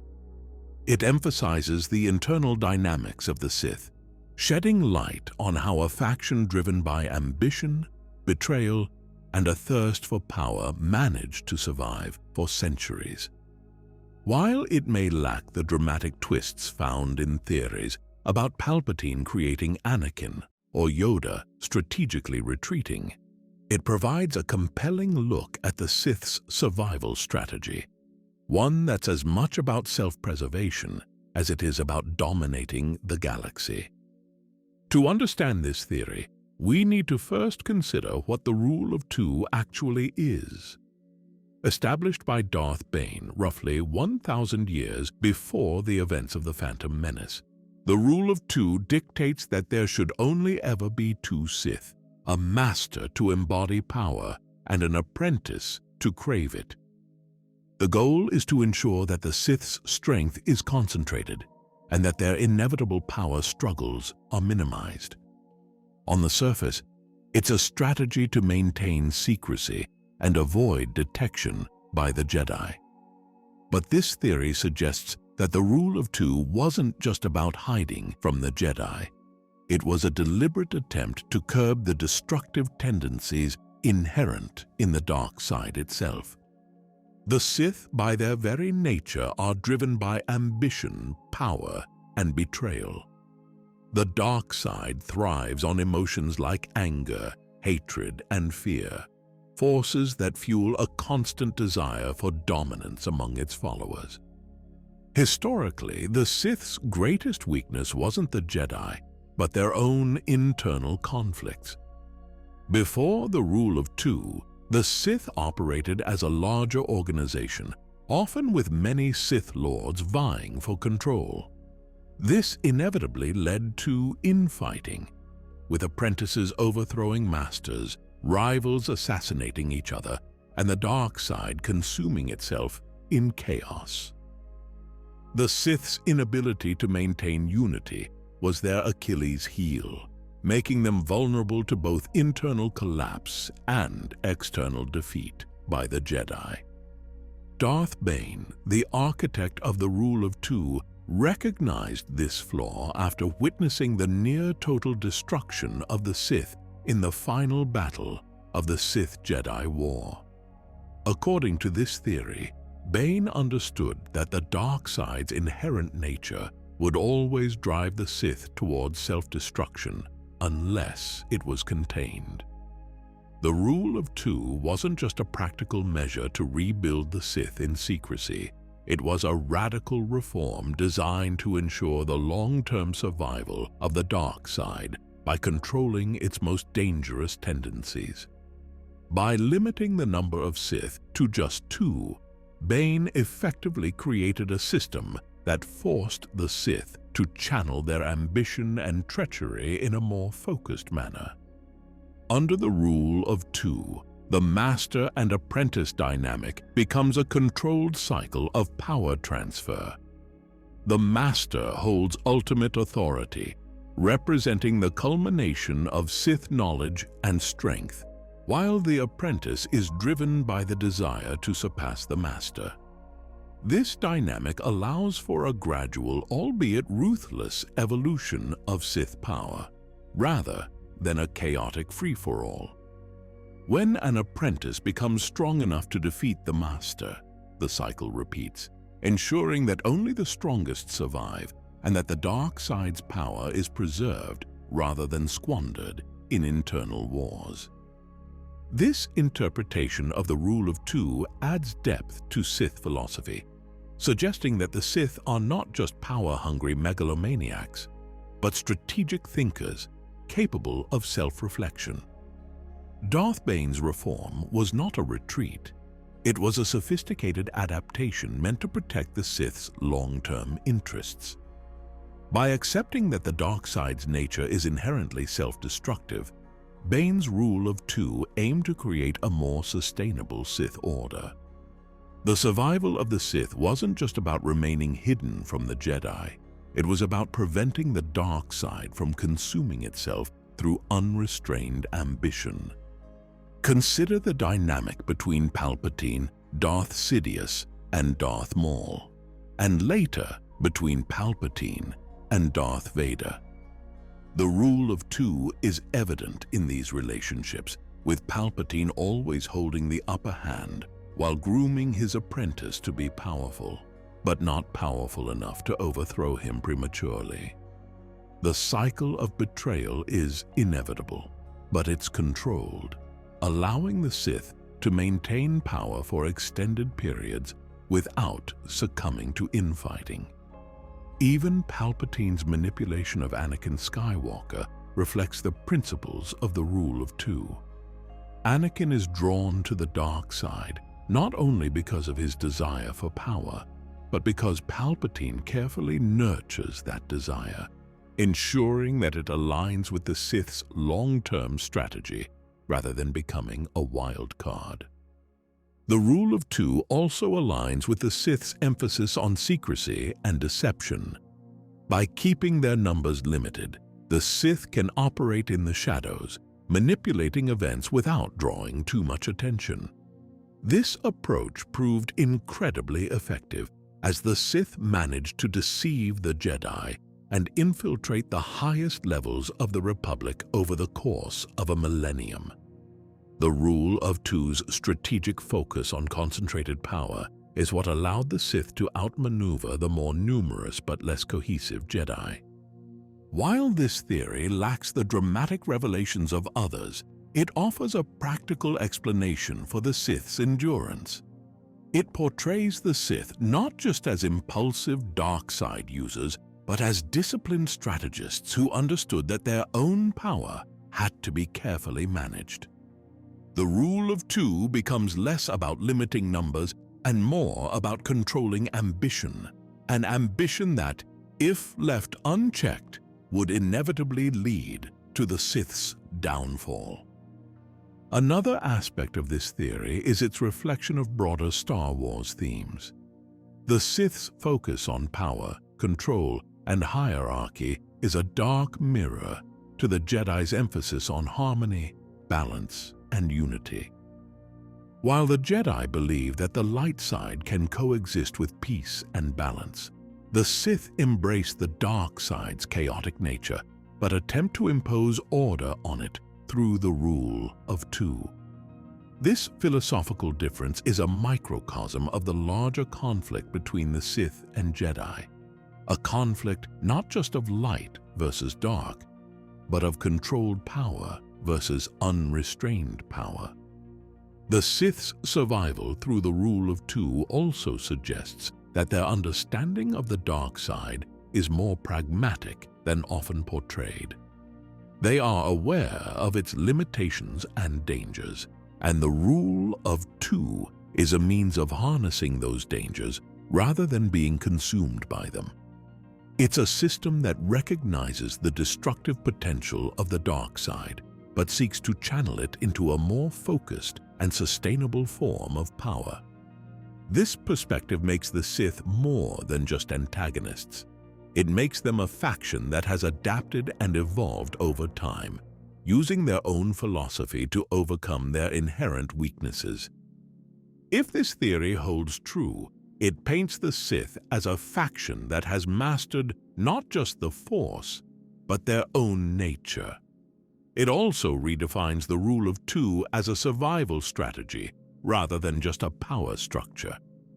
The Sith's longevity is not just a matter of secrecy and deception. It's a result of their willingness to confront their own flaws and adapt accordingly. The rule of two becomes a testament to the Sith's resilience, as it allows them to endure for centuries, even when the Jedi believe them to be extinct. While the theory may not be as flashy as the idea that Palpatine drained Padmé's life force, or that Darth Jar Jar was secretly a Sith Lord, it provides a practical explanation for why the Sith were able to maintain their influence for so long. It's a testament to their strategic thinking, their understanding of the dark side's nature, and their ability to adapt to changing circumstances. The Sith are not just power seekers. They are survivors, willing to impose order on chaos, even if it means limiting their own numbers and ambitions. Ultimately, the theory that the rule of two was created to prevent the dark side from destroying itself doesn't radically alter the Star Wars narrative. It doesn't hinge on dramatic revelations or shocking twists. Instead, it offers a more grounded interpretation of Sith philosophy, one that emphasizes the Sith's strategic depth and their pragmatic approach to power. It shows that the Sith are not merely driven by ambition, but by an understanding of how to manage that ambition to ensure their survival and dominance.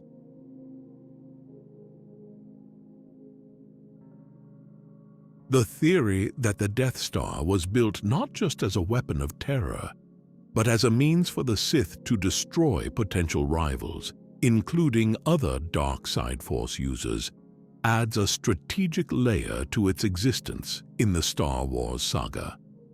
While the Death Star is primarily portrayed as a tool of fear and control, this interpretation suggests that it was designed to protect the Sith's monopoly on the dark side.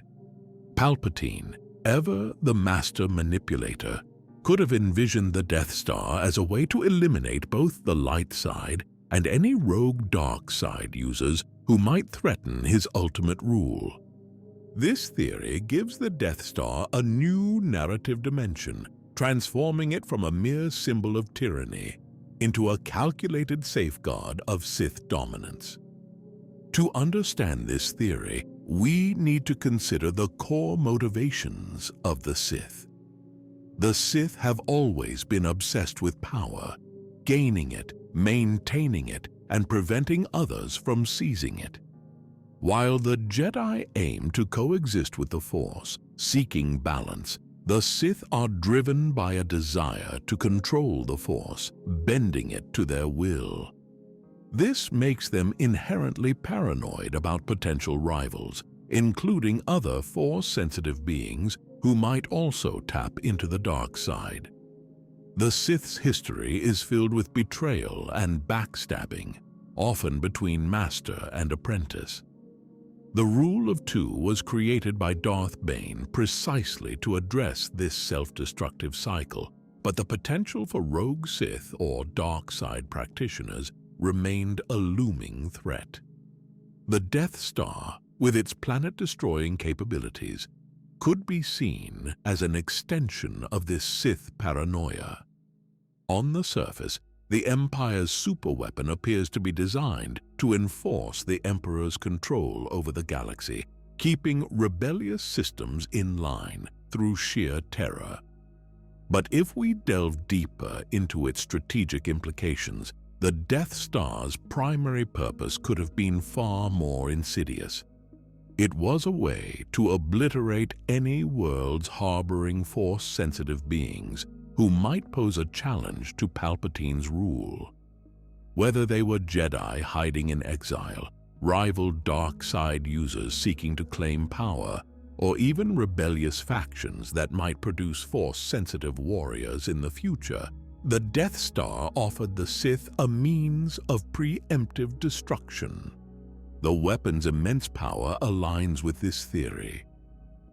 The Death Star isn't just a tactical asset for suppressing rebellions, it's a tool for eradicating threats to the Sith's dominance.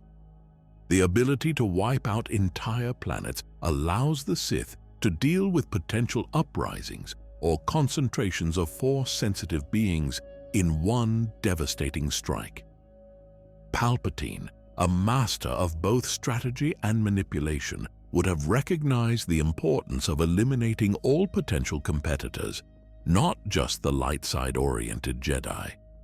He knew that the dark side was full of ambition, and that rogue Sith or other dark side users could be just as dangerous as the Jedi.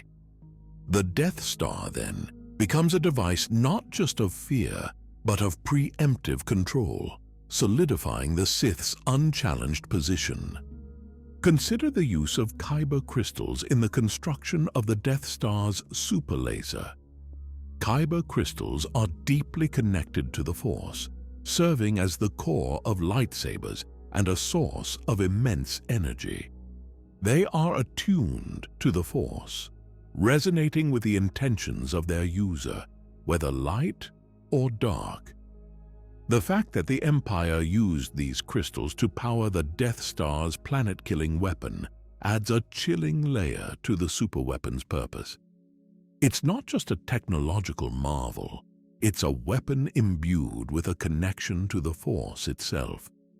In a sense, it channels the dark side's destructive energy into a tangible form, making it an extension of Sith power. The Sith have always sought to twist the natural order to serve their ends, and the Death Star's use of Kyber crystals reflects this corrupting influence, turning an element of the Force into a weapon of mass destruction. Palpatine's ruthless nature is well established throughout the saga. He's shown to be willing to sacrifice anyone, including his own allies, if it serves his ultimate goals. We see this in how he manipulates Anakin Skywalker's fall to the dark side, only to later plot to replace him with Luke Skywalker. Palpatine's constant scheming is driven by a desire to eliminate all potential threats to his power. The Death Star, as a tool of absolute destruction, fits seamlessly into this mindset. It's not just about quelling rebellions or intimidating the galaxy into submission.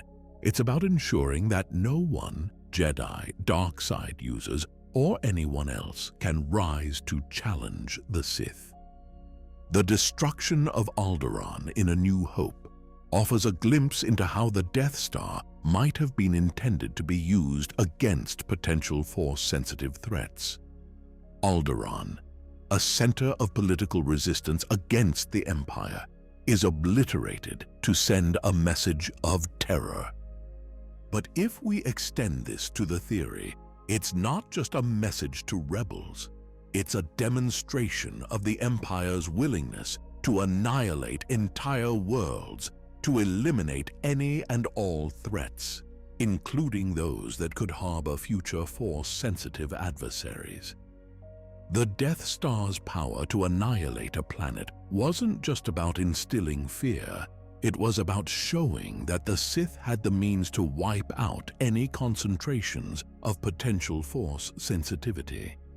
Moreover, the construction of a second Death Star in Return of the Jedi suggests that Palpatine considered the first Death Star's destruction a setback, but not a deterrent to his ultimate strategy. The second Death Star, built even larger and more powerful, reinforces the idea that these superweapons were a key component of the Sith's long-term strategy to dominate the galaxy and eliminate all potential rivals. Even with the Rebel Alliance as a clear threat, the Sith's paranoia about other dark side users or Rogue Force-sensitive beings likely persisted, driving Palpatine to ensure that the Empire could still wield this overwhelming power. The theory also adds an interesting twist to the motivations behind the Empire's technological advancements. The Empire's emphasis on massive, destructive weapons is not just a product of military strategy. It's a reflection of the Sith's broader desire for control and fear of competition. The Death Star, in this context, becomes the ultimate symbol of the Sith's desire to monopolize the Force, both by suppressing the light side and by preemptively eliminating any other dark side challengers. While the theory of the Death Star being built to destroy the Sith's rivals is intriguing, it doesn't drastically change the overarching narrative of Star Wars. It adds depth to Palpatine's strategic thinking and provides a more sinister rationale for the Death Star's existence. But it doesn't alter the fundamental conflict between the Sith and the Jedi. What it does, however, is offer a more complex interpretation of the Sith's fear of competition, an acknowledgement that their power is always at risk, even from within the dark side itself. In this sense, the Death Star becomes more than just a weapon of mass destruction. It's a manifestation of the Sith's deepest fears. It's a monument to their paranoia, built to ensure that no one, Jedi, Sith, or otherwise, can challenge their reign.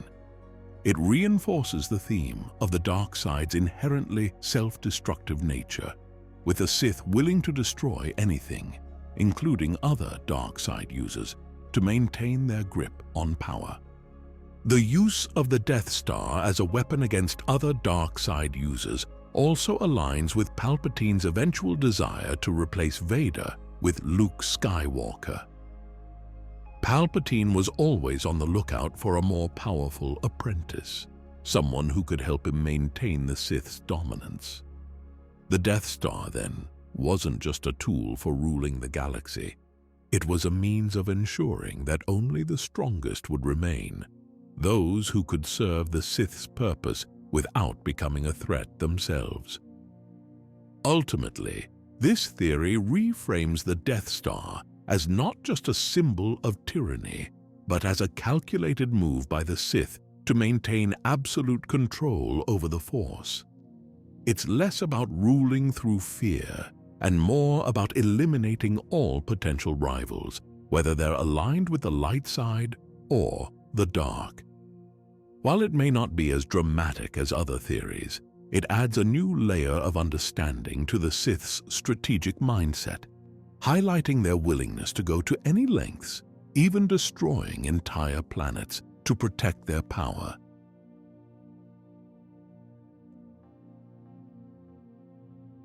The theory that Stormtroopers missed their shots on purpose during key moments of the original trilogy offers a fresh perspective on one of Star Wars' most infamous running jokes, the seemingly terrible aim of Imperial soldiers. While Stormtroopers have been mocked for their inability to hit main characters, this theory suggests that their poor accuracy wasn't due to incompetence, but rather a deliberate tactic as part of a grand scheme orchestrated by Emperor Palpatine. If true, it transforms Stormtroopers from clumsy cannon fodder into disciplined soldiers executing a covert strategy to allow the rebellion to grow, be tracked, and ultimately be used to justify the Empire's tightening grip on the galaxy. To break down this theory, let's start with one of the most notable examples in A New Hope. After being captured on the Death Star, Luke, Leia, Han, and Chewbacca managed to escape during a chaotic shootout with Stormtroopers. Despite the intense battle, the heroes make it to the Millennium Falcon without taking a single blaster hit. Leia even suspects something is off, remarking that the Empire let us go. Her words hint at the possibility that the Stormtroopers' misses were intentional, allowing the rebels to escape so the Empire could track their ship to the hidden rebel base. The scene raises a critical question. Were the Stormtroopers really that bad at aiming, or were they under orders to miss? This isn't the only time Stormtroopers display questionable aim. Throughout the trilogy, they seem to struggle with hitting their targets when facing the main characters, even in close-quarters situations. Yet, this inconsistency in their performance suggests that something more could be at play. When Stormtroopers are engaged in large-scale battles, like the assault on Echo Base in The Empire Strikes Back, they appear to be more effective, methodically pushing back rebel forces and securing key positions. Similarly, their initial boarding of the Tantive 4 at the beginning of A New Hope shows them as competent soldiers, swiftly overtaking the ship and capturing Princess Leia. This contrast between the Stormtroopers' capabilities in regular combat and their apparent incompetence when pursuing main characters supports the idea that their aim isn't as poor as it seems. It's simply more strategic than we might think. The Empire, under Palpatine's direction, had a clear agenda of maintaining control through calculated chaos. By allowing key figures of the rebellion to survive, Palpatine could ensure that the rebellion remained a visible threat, justifying the Empire's military expansion and draconian measures. This approach aligns with Palpatine's manipulative nature, as he was known for playing both sides to his advantage, making the Stormtroopers' missed shots part of a larger, carefully crafted scheme. Palpatine's strategic brilliance is evident throughout the saga. He manipulates Anakin Skywalker's fall to the dark side, orchestrates the Clone Wars to weaken the Jedi, and uses the Senate's fear of the Separatists to consolidate power as Emperor. His entire rise is built on creating threats that justify his increasing control. The rebellion, despite being a genuine resistance movement, also serves Palpatine's interests in the early stages of the Galactic Civil War.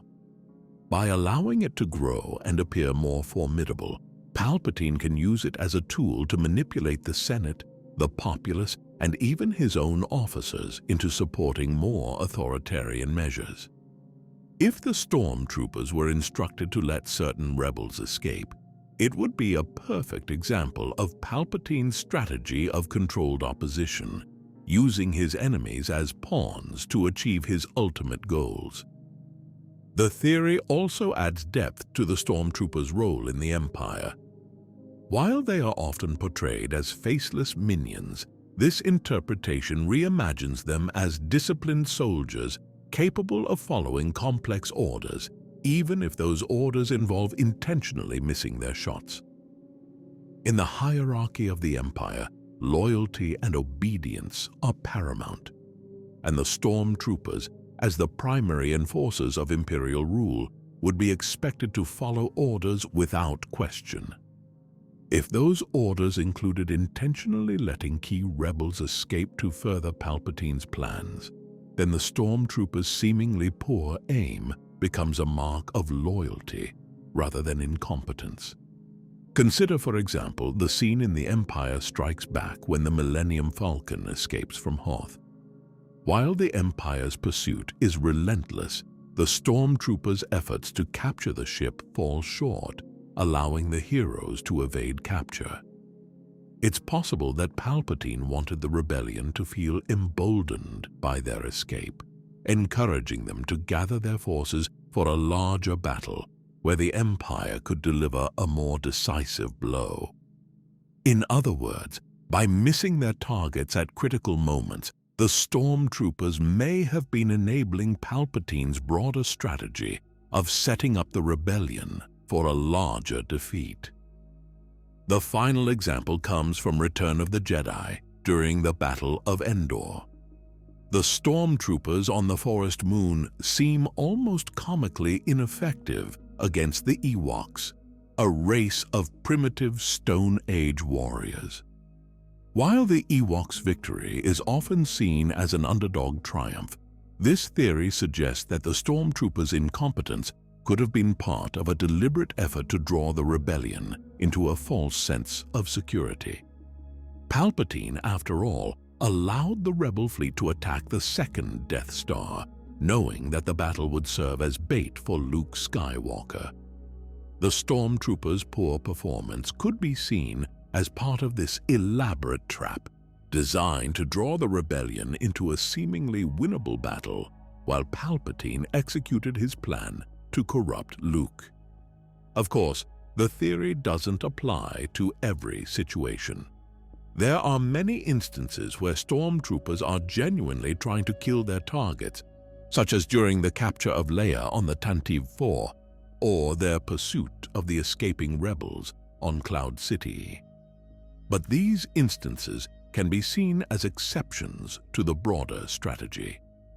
In cases where Palpatine wanted to allow key figures to escape, or when it served his long-term plans, the Stormtroopers' poor aim makes more sense as a calculated move rather than a mere lack of skill.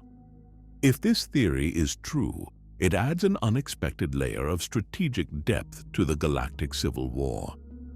It suggests that the Empire's defeats were not always as simple as they seemed, and that even the Stormtroopers' apparent failures were part of a larger design. It redefines the Stormtroopers' role in the saga, transforming them from bumbling soldiers to agents of Palpatine's grand strategy, willing to let their target slip through their fingers when it served a greater purpose. However, this theory also comes with some limitations. For one, it doesn't account for the broader perception of Stormtroopers as consistently ineffective throughout the saga, even in situations where they are clearly trying to kill their targets. It also hinges heavily on the idea that Palpatine was willing to allow key members of the rebellion to survive, which is consistent with his manipulative nature, but not always apparent in his direct actions.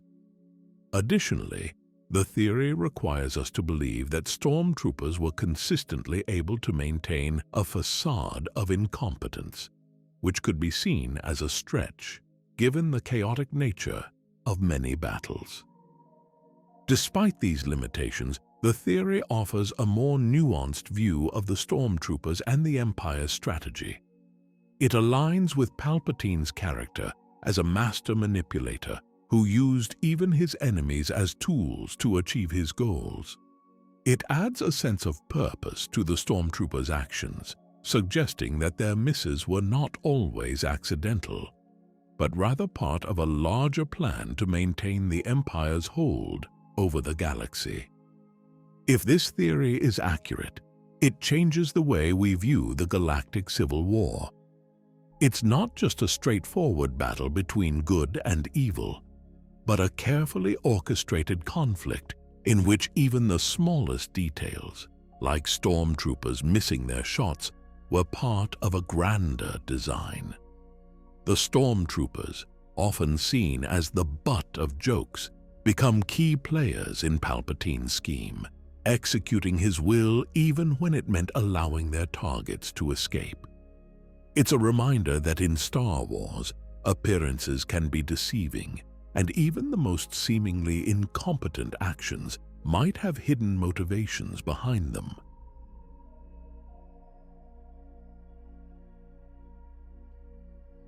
As we've journeyed through these fascinating and often mind-bending Star Wars theories, it's clear that the galaxy far, far away holds much more depth than meets the eye. From Palpatine's manipulative schemes, possibly stretching to the creation of Anakin Skywalker himself, each of these theories adds another layer of intrigue to the Star Wars saga. They show us that what we see on the surface often conceals deeper, hidden truths, both in the characters and the overarching narrative. We've reimagined Stormtroopers as not just hapless marksmen, but deliberate players in Palpatine's grand strategy. We've re-examined how the Death Star might have been more than just a tool of terror, but a weapon designed to wipe out potential threats to the Sith's absolute rule. And we've explored how beloved characters like Qui-Gon Jinn and Yoda may have understood the Force and the prophecy in ways that shaped the very fate of the galaxy, knowingly allowing events to unfold, even if it meant making painful choices. What unites these theories is the idea that Star Wars is a saga built on layers of complexity, of heroes and villains whose actions often serve a deeper, hidden purpose. It's not just a battle between good and evil, but a tapestry of choices, manipulations, and consequences that stretch across generations. The Force itself, in its mysterious and ever-present way, weaves through these stories, influencing characters and events in ways both subtle and profound. These theories, while sometimes speculative, offer a new lens through which to view the Star Wars universe. They invite us to question what we know, to reconsider the motivations behind iconic moments, and to appreciate the strategic minds of characters like Palpatine, Yoda, and even Qui-Gon Jinn. They remind us that in Star Wars, nothing is ever quite as it seems, and that sometimes the answers we seek lie just beneath the surface. Whether you're a die-hard fan who's debated these theories for years or someone discovering them for the first time, they demonstrate the richness of the galaxy George Lucas created, a universe filled with endless possibilities, intriguing mysteries, and stories that continue to captivate us. These theories show that there's always more to explore, more to question, and more to uncover in the vast expanses of the Star Wars mythos. As we wrap up this exploration of some of the most convincing Star Wars theories, we're reminded of one key truth. The Force binds everything together, and much like the Force, the stories and theories we've delved into connect every aspect of the saga in ways we may never fully understand. But that's part of the magic. In a galaxy as rich and complex as Star Wars, the journey to uncover the deeper meanings, hidden truths, and unanswered questions is one that never really ends. May the Force be with you, always.